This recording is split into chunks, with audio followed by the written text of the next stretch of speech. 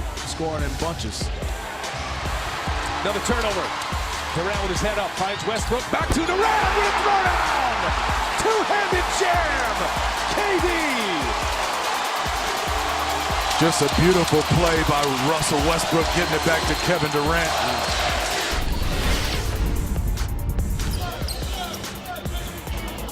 Once again, put the move on Kobe and rolling it in. Kevin Durant getting into the lane. Kevin said, "You've seen that before, haven't you?" I said, "Yeah, I hope I don't see it again." Look at the crossover by Kevin Durant. See you later.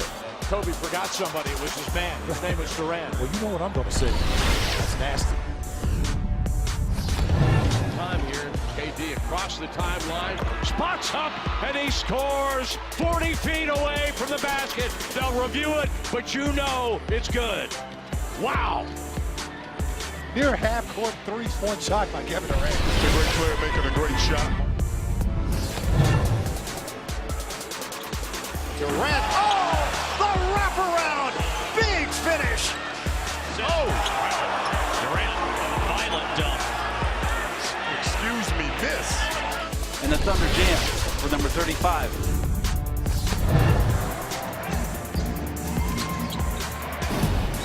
Samsung NBA Summer League. Let's go back in time and some previous MVPs. Jonas Valanciunas in 13.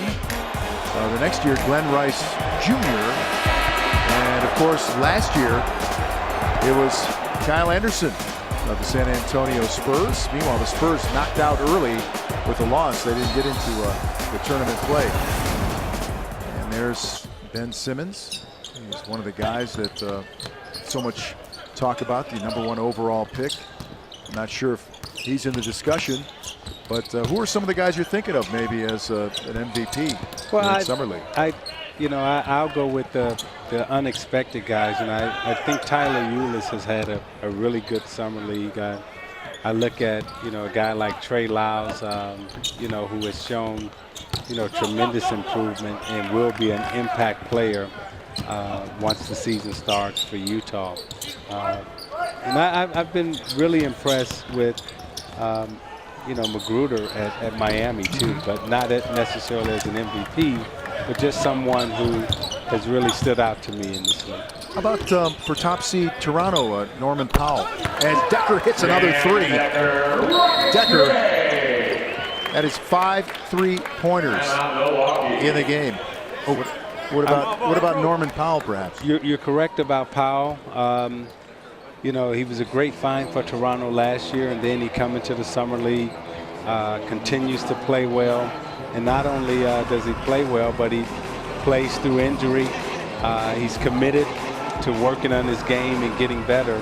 And they're the top seed right now. So Vince, you're 100% correct on Powell. He definitely is in the discussion and possibly could be the MVP of this Summer League. Well, as we sit through this timeout, again, this is such a terrific effort for Sam Decker in this one. He has 11 in the second half. He has 3 of 3 from the three-point line, and once again, 5 of 7 from deep.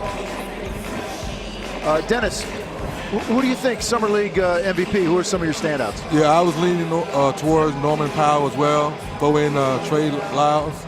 I thought he's played very well. You look at the second-year guys that play with more confidence. They know where they want to go on the floor. Kind of like Jabari Parker talked about in the interview.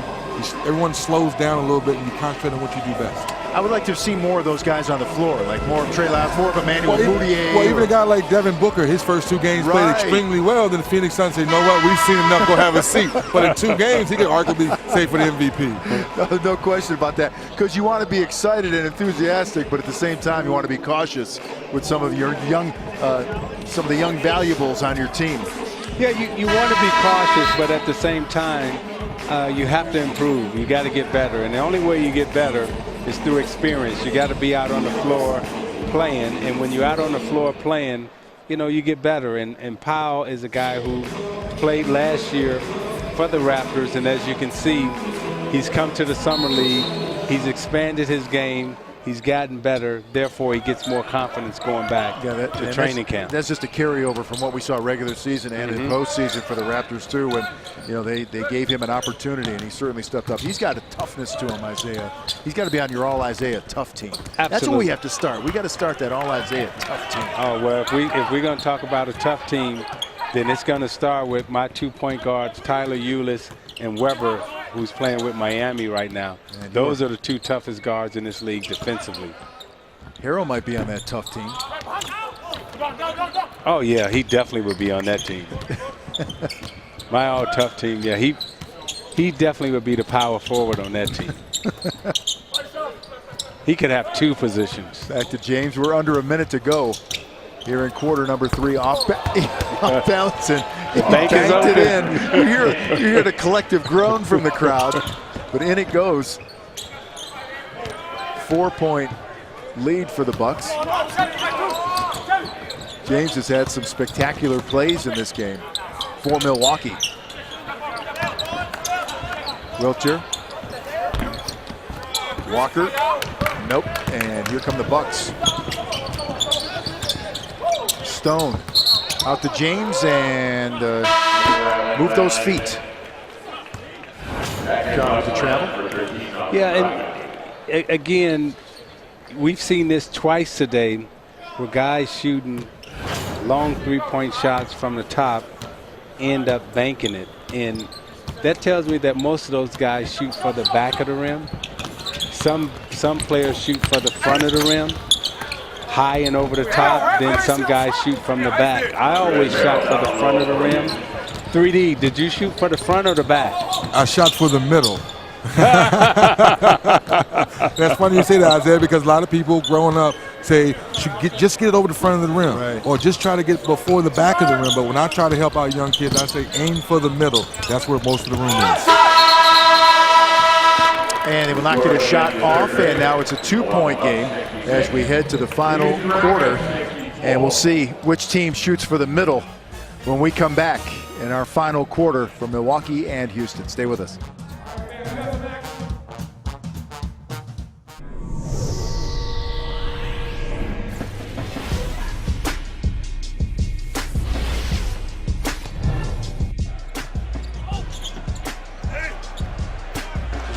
Yeah, no. I'm glad you did, Mike. I'm sure a lot of people were confused about that. As Ncaa finishes a gorgeous touch pass from Caruso. There's that basketball IQ, the savvy of Caruso making the pass, and he got it to him exactly at the right moment. They have so far leading the bench battle 34-20 for the game. As Sloan, oh, what an exhibition! Freeing himself, then finishing. Talk about tricky dribble. Sloan put on a little display right there. You say Capper was working on ball handling? Yeah. There you go. They all listened. Capper put on an and one mixtape. 14 points, 11 assists. Oh, Lopez, the corkscrew. And the thing with Lopez, that seems like he's just flipping it up, a lucky shot. He has been doing that all season. From 3 in their last meeting here. The lob and Robinson! Oh, authority personified! Thomas Robinson with the mammoth hammer.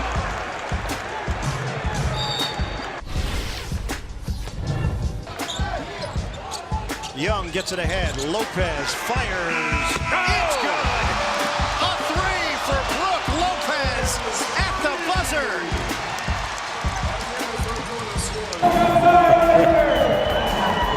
We are back at Samsung NBA Summer League, and you can hear the crowd reacting.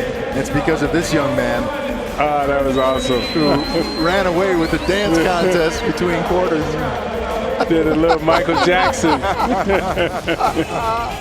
Love it. Oh, that was fantastic. We were talking about shooting before we went to break.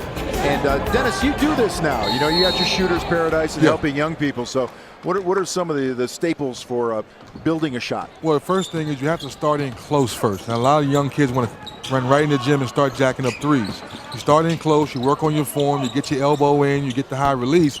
But Isaiah, as you get your confidence, you start moving out. I like to try to teach the kids, aim for the middle. You talked about you like to go over the front of the rim. Some coaches teach shoot the ball before the back of the rim. I think the middle's the best. We have more room to work. Well, I'm not going to argue with you because, I mean, I can talk about passing and you can talk about shooting. But see, you were one of those guys, though, when you got hot, we know, analytics saying either a layup or a three, you would get to your sweet spot and knock down shots, too, and you had more swishes than balls that rolled around the rim. So let's face that. Yeah, and I always aimed for the front of the rim, and I was taught to look at the loops around the front of the rim that the net hangs from.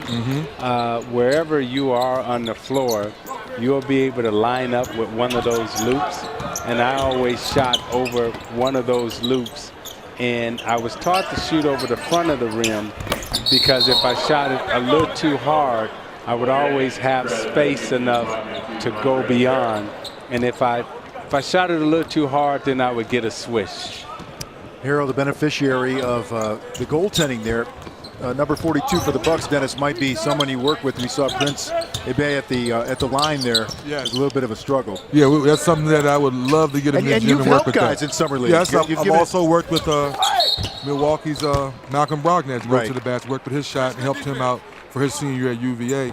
But at the end of the day, you try to find a comfort level with the guy to shoot his shot, and then once you find that comfort level, make sure the ball goes in more often. All right, so take us through, Dennis, as Brogdon is at the line here. Just sort of everybody has their own comfort level or sort of series of what they do at the line before they shoot. Well, each guy has a routine, 1 or 2 dribbles. Now, in my opinion, the reason he missed that shot, it's a little flat. I want that ball to get up a little higher and softer, so now when the ball hits the rim, it has the opportunity to roll around, as we call the shooter's roll. Take us through shot number 2. See how that one got a little higher? Yes. That got a little higher, a little softer, splash. All right, so splitting the free throws, and that's a free lesson from Shooter Paradise. Thank you, Dennis. Harrell and Wilcher. Back to Harrell, now Sam Decker working free.